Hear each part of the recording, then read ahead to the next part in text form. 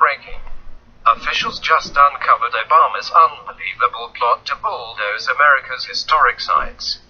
He's going to break federal law to do it.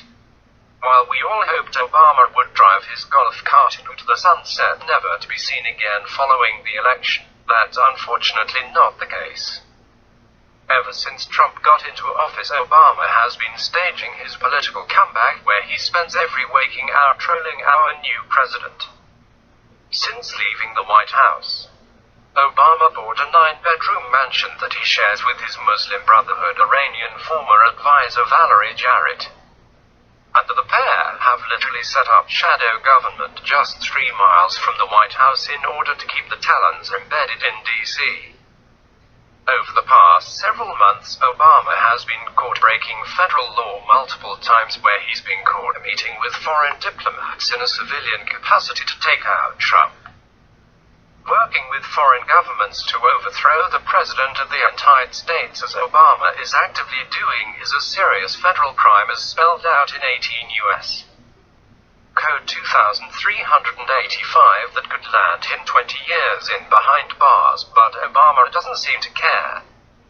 Now Obama has just been caught in Chicago breaking federal law again, as this man obviously thinks he's the king and above the law that ordinary Americans are required to adhere to. With Obama's presidential library underway to be built in Chicago, preservationist groups are now warning that what Obama's building demands will violate federal law, as his library will literally bulldoze and destroy sites placed on the National Register of Historic Places in order to make room for Obama's giant ego. According to Breitbart, the Obama Center is currently planned to spread out over sections of 3 sites with history stretching back to 1869, according to the Chicago Sun-Times. The portion of Jackson Park that Obama intends to disrupt with his massive new project includes the area where the World's Columbian Exposition was staged in Jackson Park in the Midway in 1893. Created by famed architect Daniel Burnham, the man who planned New York's Central Park, the Midway was placed on the Historic Site Registry in 1972. Obama's center is also expected to disrupt a portion of Frederick Law Olmsted's Washington Park, a site that was added to the registry in 2004. Finally, the Obama plan will also require the closure of Cornell Drive, a roadway that is an integral part of the park system. It's truly amazing that Obama continues to think he's above the law and will stop at nothing to have his way, even if it means breaking federal law and destroying historical monuments to put up his vast and expansive library. This news comes on the heels of another scandal involving his library several months ago. After spending 8 years demonizing corporately owned politicians, Obama is breaking tradition, and in a move steeped in hypocrisy, is now lifting the donor restriction on his presidential library.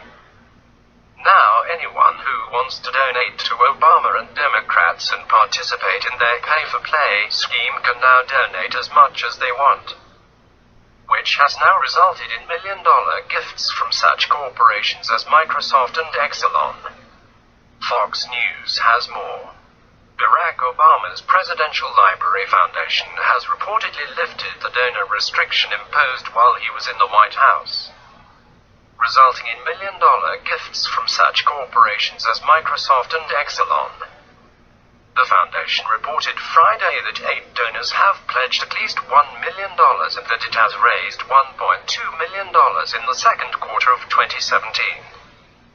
The list of million-dollar donors would bring total fundraising amounts to at least $8 million toward the projected $500 million cost of the Library Museum on the south side of Chicago. The project is scheduled to be completed in 2021. The foundation started in 2014 and reportedly raised $5.4 million in its first year. However, the foundation's total fundraising amounts since its start are unclear. The desperation at this point is beyond palatable, as Obama and his D.C. swine are frantic to get the people back into power, realizing that Republicans now control the House, Senate, and executive branch. Even though Obama is out of office, we still need to keep track of this man even more, as he's literally breaking federal law and violating ethics and tradition of long-standing presidents in order to take President Trump down. And now, with millions being funneled into his presidential library to help prop up potential candidates against Trump in 2020 by multi-billion-dollar corporations, we seriously need to prepare for the political war that is brewing in our country.